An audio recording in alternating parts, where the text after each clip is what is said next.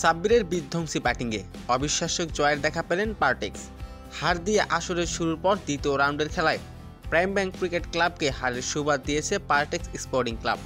এদিন অর্ধশত হাঁকিয়েছেন Sabbir Rahman. Prime bank আগে ব্যাটিং করতে নেমে 8 উইকেট হারিয়ে 299 রানের বিশাল পুঁজি জড়ো করেন প্রাইম ব্যাংক। এদিন ব্যাট হাতে জ্বলে উঠেছিলেন শামীম পাটোয়ারি।